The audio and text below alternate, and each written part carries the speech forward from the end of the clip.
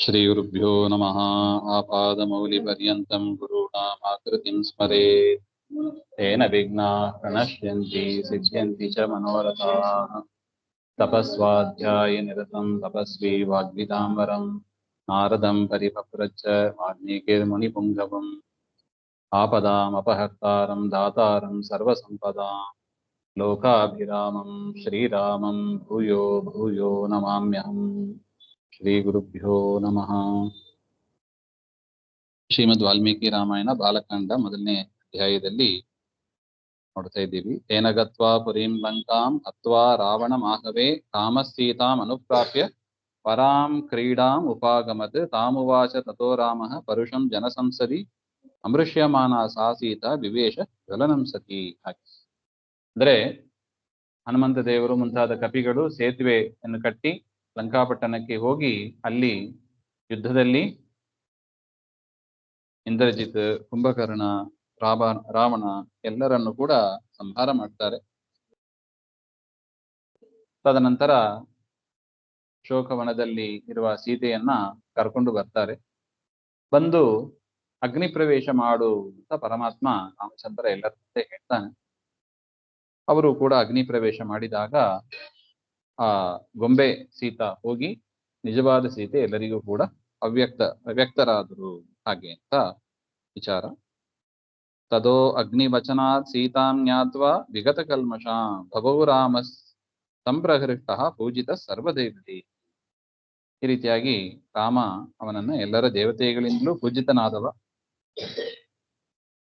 ನಿಜವಾದ ಸೀತೆಯನ್ನ ಕರ್ಕೊಂಡು ಪರಮಾತ್ಮ ಬರ್ತಾನೆ. ಕರ್ಮಣಾತೇನ ಮಹತ ತ್ರೈಲೋಕ್ಯಂ ಸಚರಾಚರಂ ಸದೇವರ್ಷಿ ಗಣಂ ತುಷ್ಟಂ ರಾಘವಸ್ಯ ಮಹಾತ್ಮ.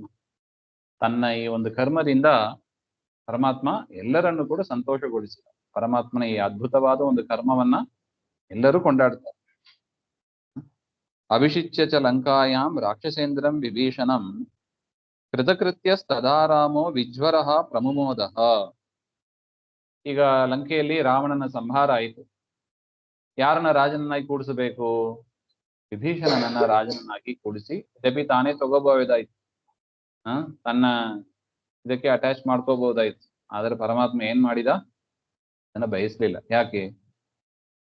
ಈ ಒಂದು ಸಣ್ಣ ಲಂಕಾಪಟ್ಟಣ ಇಟ್ಕೊಂಡು ನಾ ಏನ್ ಮಾಡಿ, ನಾನೆಂತವ? ಅನಂತ ಕೋಟಿ ಬ್ರಹ್ಮಾಂಡ ನಾಯಕ ನಾನು.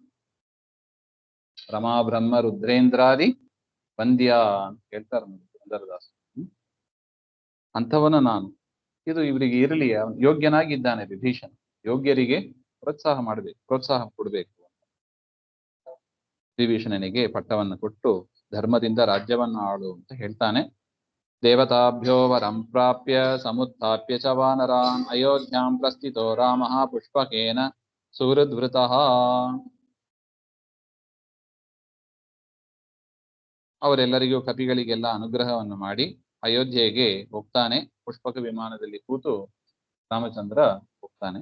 ಸುಹೃದ್ವೃತ, ಸುತ್ತಮುತ್ತ ಅವನಿಗೆ ಬೇಕಾಗಿರುವ ಜನರೆಲ್ಲ ಇದ್ದಾರೆ. ಹೋಗ್ತಾನೆ.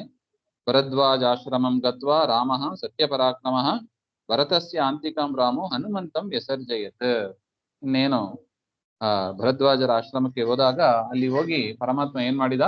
ಹನುಮಂತರನ್ನ ಮೊದಲು ಕಳಿಸ್ತಾನೆ. ಯಾಕೆ? ಭರತ ತಾನೊಂದು ಪ್ರತಿಜ್ಞೆ ಮಾಡಿದ್ದ. 14 ವರ್ಷ ಆದ ಮಾರನೇ ದಿವಸ ರಾಮ ನೀನು ಬರದೇ ಇದ್ರೆ ನಾನು ಅಗ್ನಿಗೆ ಹಾರ್ತೀನಿ, ಇದು ನನ್ನ ಪ್ರತಿಜ್ಞೆ. ಸಾರಿ ಕರೆದ್ರು ಬರ್ದಿಲ್ಲ, ರಾಮ ಬಂದಿಲ್ಲ. ಅದರಿಂದ ಭರತನಿಗೆ ಸ್ವಲ್ಪ ಏನಾರು ಮಾಡಬೇಕು. ಹಾಗೆ ಅಯೋಧ್ಯೆಗೆ ಕರೆಸ್ಲೇಬೇಕು ರಾಮನನ್ನು. 14 ವರ್ಷ ಆಗದೆ 14 ವರ್ಷ ಆಗಿ ಒಂದು ದಿವಸ ಕೂಡ ನಾನು ಕಾಯೋದಿಲ್ಲ. 6ನೇ ದಿವಸ ನೀನು ಅಯೋಧ್ಯೆಯಲ್ಲಿ ಇರಬೇಕು. ಇದು ಭಕ್ತಿ, ಭರತನ ಭಕ್ತಿ. ಅದರಿಂದ ಹನುಮಂತನನ್ನ ಮೊದಲು ಕಳಿಸಿ ನೀನು ಹೋಗಿ ಭರತನಿಗೆ ಸುದ್ದಿ ಹೇಳು. ಏನಂತ? ರಾಮಚಂದ್ರ ಬರ್ತಾ ಇದ್ದಾನೆ. ಹಾಗೆ ಅದರಿಂದ ಅವನ ಪ್ರಾಣ ಉಳಿಯುತ್ತದೆ, ಇಲ್ಲಾಂದ್ರೆ ಪ್ರಾಣ ತ್ಯಾಗ ಮಾಡಿಬಿಡ್ತಾನೆ ಭರತ. ಪುನರಾಖ್ಯಾಯಿಕಾಂ ಜಲ್ಪನ್ ಸುಗ್ರೀವ ಸಹಿತಸ್ತದಾ ಪುಷ್ಪಕಂ ತಂ ತತ್ ಸಮಾರುಹ್ಯ ನಂದಿಗ್ರಾಮಂ ಯಯೌ ತದಾ. ಆಗ ರಾಮಚಂದ್ರ ಎಲ್ಲರೂ ಕೂಡ ನಂದಿಗ್ರಾಮಕ್ಕೆ ಬರ್ತಾರೆ. ನಂದಿಗ್ರಾಮೇ ಜಟಾಂ ಹಿತ್ವಾ ಭ್ರಾತೃಭಿಃ ಸಹಿತೋ ನಗಃ ರಾಮ ಸೀತಾಂ ಅನುಪ್ರಾಪ್ಯ ರಾಜ್ಯಂ ಪುನರವಾಪ್ತವಾನ್. ನಂದಿಗ್ರಾಮದಲ್ಲಿ ಎಲ್ಲವನ್ನು ಬಿಟ್ಟು ಜಟೆ ಗಿಟೆ ಅದೇನು ತಾಪಸ ವೇಷದಲ್ಲಿ ಇದ್ದಲ್ಲವಾ ರಾಮ, ಅದನ್ನೆಲ್ಲ ಬಿಟ್ಟು ರಾಜನಾಗಿ ಪರಮಾತ್ಮ ವೈಭವದಿಂದ ಮೆರೆದ. ರಾಜ್ಯಂ ಪುನಃ ಪ್ರಾಪ್ತವಾನ್, ಅಯೋಧ್ಯ ಸಿಂಹಾಸನವನ್ನು ತಾನು ಮತ್ತೆ ಪಡೆದ. ಹಾಗೆ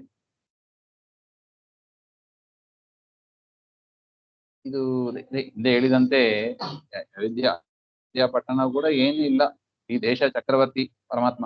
ಆದ್ರೆ ಪರಮಾತ್ಮ ಈ ಭೂಲೋಕಕ್ಕೆ ಮಾತ್ರ ಒಡೆಯ ಅಲ್ಲ. ಪರಮಾತ್ಮ ಅಂದ್ರೆ ಏನು? ಇಡೀ ಬ್ರಹ್ಮಾಂಡದ ಒಡೆಯ ಅವನು, 14 ಲೋಕಕ್ಕೂ ಒಡೆಯ ಅವನು. ಸತ್ಯಲೋಕಾಧಿಪತಿ ಬ್ರಹ್ಮದೇವರು, ಅವರಿಗೂ ಒಡೆಯ.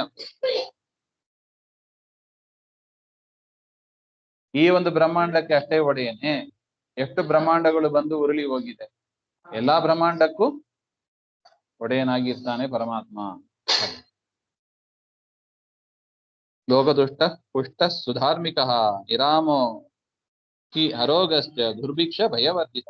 ರಾಮ ರಾಜ್ಯ ಸುಮಾರು 13,000 ವರ್ಷ ರಾಜ್ಯಭಾರ ಮಾಡಿದ ಅಂತಾರೆ. ಹೇಗಿತ್ತು ಅದು? ಹಾಗೆಂದರೆ ನಿರಾಮಯ, ಯಾರಿಗೂ ಕೂಡ ಯಾವ ರೋಗವೂ ಇದ್ದಿಲ್ಲ. ರಾಮ ರಾಜ್ಯ ಮಾಡ್ತಾ ಇರುವಾಗ ಜನರಿಗೆ, ಪ್ರಜೆಗಳಿಗೆ ರೋಗ ಇದ್ದಿಲ್ಲ. ನಿರಾಮಯ ರೋಗ ದುರ್ಭಿಕ್ಷ, ದುರ್ಭಿಕ್ಷೆ ಎಂಬಾದಿ ಇದ್ದಿಲ್ಲ. ದುರ್ಭಿಕ್ಷೆ ಅಂದ್ರೆ ಅರ್ಥ ಆಗ್ತದಲ್ಲ ಏನು? ಬರೆಗಾಲ ಅಂತ, ಊಟಕ್ಕೆ ಕುಡಿಯೋದಕ್ಕೆ ಗತಿ ಇಲ್ಲದೆ ಇರುವುದು ಬರೆಗಾಲ. ಭಯವರ್ಜಿತ, ಯಾರಿಗೂ ಯಾವ ಭಯವೂ ಇಲ್ಲ. ಕಳ್ಳರ ಭಯ, ಅತಿವೃಷ್ಟಿ ಭಯ, ಅನಾವೃಷ್ಟಿ ಭಯ, ಯಾವುದರ ಭಯವೂ ಇಲ್ಲ. ಭಿಕ್ಷವಾಗಿತ್ತು ರಾಮರಾಜ್ಯ. ಇಷ್ಟು ಅದ್ಭುತವಾಗಿ ರಾಮಚಂದ್ರ ರಾಜ್ಯ ಪರಿಪಾಲನೆ ಮಾಡಿದ. ನ ಪುತ್ರ ಮರಣಂ ಕಿಂಚಿತ್ ದ್ರಕ್ಷ್ಯಂತಿ ಪುರುಷಃ ಕ್ವಚಿತ್ ನಾರ್ಯಾಶ್ಚ ವಿಧವಾ ನಿತ್ಯಂ ಭವಿಷ್ಯಂತಿ ಪತಿವ್ರತಾಃ. ಸಾಮಾನ್ಯವಾಗಿ ಯಾರು ಯಾವಾಗ ಹೋಗ್ತಾರೆ, ಈಗನು ನೋಡಿದೀವಿ ಭಗವದ್ಗೀತೆಯಲ್ಲಿ, ಯಾರು ಯಾವಾಗ ಹೋಗ್ತಾರೆ ಹೇಳಿಕ್ ಬರೋದಿಲ್ಲ. ದೇವರು ಕರೆಸಿದ ಹೋಗ್ಬೇಕು. ಆದ್ರೆ ರಾಮರಾಜ್ಯದಲ್ಲಿ ಹೇಗಿತ್ತು ಅಂದ್ರೆ, ತಮ್ಮ ಮಕ್ಕಳ ಒಂದು ಮರಣವನ್ನ ತಂದೆ ತಾಯಿಗಳು ನೋಡ್ತಾ ಇಲ್ಲ. ಆಯ್ತಾ? ತಮ್ಮ ಮಕ್ಕಳು ತಮ್ಮ ಕಣ್ಣು ಮುಂದೆ ಸಾಯ್ತಾರೆ. ಈಗ ನೋಡ್ತೀವಿ ಎಷ್ಟೋ ಜನರು ತಮ್ಮ ಮಕ್ಕಳನ್ನ ಕಳ್ಕೊಂಡಿದ್ದಾರೆ. ರಾಮರಾಜ್ಯದಲ್ಲಿ ಹಾಗಿಲ್ಲವಂತೆ. ತಮ್ಮ ಮಕ್ಕಳು ಸಾಯುವುದನ್ನ ತಂದೆ ತಾಯಿಗಳು ನೋಡ್ತಾ ಇಲ್ಲ. ನಾರ್ಯಾಶ್ಚ ಅವಿಧವ, ನಾರಿಯರು ಸ್ತ್ರೀಯರು ವಿಧವಾ ಸ್ತ್ರೀಯರು ಅಂತ ಆಗ್ತಾ ಇಲ್ಲವಂತೆ. ಅಂದ್ರೆ ಏನರ್ಥ?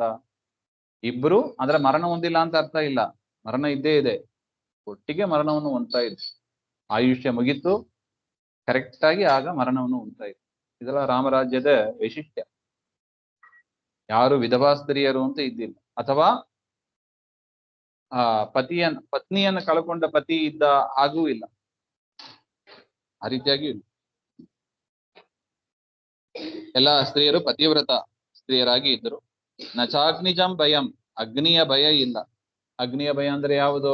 ವೋಲ್ಕ್ಯಾನೋ ಅದು ಇದು ಅಂತ ಹೇಳ್ತಾರೆ ನೋಡಿ, ಯಾವುದರ ಭಯವೂ ಇಲ್ಲ. ಅಪ್ಸುಮಜ್ಜಂತಿ ಜಂತವ, ನೀರಲ್ಲಿ ಮುಳುಗಿದ್ರು ಅಗ್ನಿಯ ಭಯ ಇಲ್ಲ, ನೀರಿನ ಭಯ ಇಲ್ಲ. ನೀರಿನ ಭಯ ಅಂದ್ರೆ ಏನು ಹೇಳ್ತಾರೆ? ಸಮುದ್ರಕ್ಕೆ ಹೋದ ನನ್ನ ಮಗ ವಾಪಸ್ ಬಂದೇ ಇಲ್ಲ, ಹೌದಾ? ಆ ರೀತಿಯಾದ ಭಯವೂ ಇಲ್ಲ. ನಾ ವಾತಜಂ, ಬಿರುಗಾಳಿ ಬಂತು ಅನೇಕ ಜನ ಹೋದ್ರು ಅಂತ ಕೇಳ್ತೀವಿ, ಆ ತರ ಗಾಳಿಯಿಂದಲೂ ಭಯ ಇಲ್ಲ. ನ ಕಿಂಚಿನ್ನಾಪಿ ಜ್ವರಕೃತಂ ತಥ, ಜ್ವರದಿಂದಲೂ ಕೂಡ ಯಾರಿಗೂ ಭಯ ಇಲ್ಲ. ಅಂತ ಜ್ವರನೇ ಬಂದಿಲ್ಲ. ಈಗನು ನಾವು ಅನುಭವಿಸಿದ್ದೀವಿ ನೋಡಿ, ಯಾವುದು?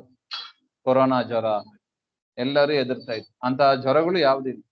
ರಾಮಾಯಣ ಸರಿಯಾಗಿ ಕೇಳ್ತಾ ಇದ್ರೆ ಯಾವ ರೋಗವೂ ಇರೋದಿಲ್ಲ, ಯಾವ ಭಯವೂ ಇರೋದಿಲ್ಲ. ಅದಕ್ಕೆ ಇದನ್ನೆಲ್ಲ ಮತ್ತೆ ಮತ್ತೆ ಕೇಳ್ತಾ ಇರ್ಬೇಕು. ನಚಾಪಿ ಕ್ಷುದ್ಭಯಂ ತತ್ರ ನ ತಸ್ಕರ ಭಯಂ ತಥಾ, ಕಳ್ಳರ ಭಯ ಇಲ್ಲ. ಕ್ಷುದ್ಭಯ, ಹಸಿವೆ ನೀರಿಡಿಕೆ, ಇದರ ಭಯವೂ ಇಲ್ಲ. ನಗರಾಣಿಚ ರಾಷ್ಟ್ರಾಣಿ ಧನಧಾನ್ಯ ಯುತಾನಿಚ ನಿತ್ಯಂ ಪ್ರಮುದಿತ ಸರ್ವೇ ಯಥಾ ಕೃತಯುಗೆ ತಥಾ. ಅಲ್ಲಿ ನಗರದಲ್ಲಿ, ರಾಷ್ಟ್ರದಲ್ಲಿ ಧನಧಾನ್ಯ ಸಮೃದ್ಧಿ ತುಂಬಾ ಚೆನ್ನಾಗಿತ್ತು. ಎಲ್ಲಾ ಜನರು ಸದಾ ಸಂತುಷ್ಟರಾಗಿದ್ರು. ಕೃತಯುಗದ ಜನ ಹೇಗಿದ್ರು ಅದೇ ರೀತಿಯಾಗಿ ತ್ರೇತಾಯುಗದ, ರಾಮಚಂದ್ರ ಬಂದಿದ್ದು ತ್ರೇತಾಯುಗದ, ಕೃತಯುಗದ ಜನ ಎಷ್ಟು ಸಂತೋಷವಾಗಿದ್ರು ತ್ರೇತಾಯುಗದಲ್ಲೂ ಅಷ್ಟೇ ಸಂತೋಷವಾಗಿದ್ರು ಅಂತ ಹೇಳ್ತಾರೆ. ನಮಗೆ ಅದು ಪರಿಚಯ ಇಲ್ಲ. ಕೃತಯುಗ ಜನ ಹೇಗಿದ್ರು ನಮಗೆ ಹೆಂಗ್ ಗೊತ್ತಾಗ್ತದೆ? ಶಾಸ್ತ್ರದಲ್ಲಿ ಹೇಳಿರ್ತಾರೆ, ಅದನ್ನ ಕೇಳಿ ತಿಳ್ಕೋಬೇಕಷ್ಟೆ. ಅಶ್ವಮೇಧ ಶತೈರಿಷ್ಟ್ವಾ ತಥಾ ಬಹುಸುವರ್ಣಕೈಃ ಗವಾಂ ಕೋಟ್ಯಯುತಂ ದತ್ವಾ ಬ್ರಹ್ಮಲೋಕಂ ಪ್ರಯಾಸ್ಯತಿ ಅಸಂಖ್ಯೇಯಂ ಧನಂ ದತ್ವಾ ಬ್ರಾಹ್ಮಣೇಭ್ಯೋ ಮಹಾಯಶಾಃ.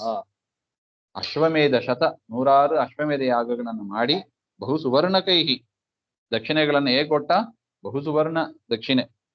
ಗವಾಂ ಕೋಟ್ಯಯುತಂ ಅನೇಕ ಗೋವುಗಳನ್ನ ದಾನ ಮಾಡಿ, ಅಸಂಖ್ಯೇಯಂ ಧನಂ ದತ್ವ ಬ್ರಾಹ್ಮಣೇಭ್ಯ ಬ್ರಾಹ್ಮಣರಿಗೆ ಹೇರಳವಾದ ದಕ್ಷಿಣೆಗಳನ್ನು ಕೊಟ್ಟು ಅಂತ ಯಾಗಗಳನ್ನ ಅನೇಕ ಬಾರಿ ಪರಮಾತ್ಮ ಮಾಡಿಸಿದ್ದ ಅಂತ ಹೇಳ್ತಾ ಇದ್ದ.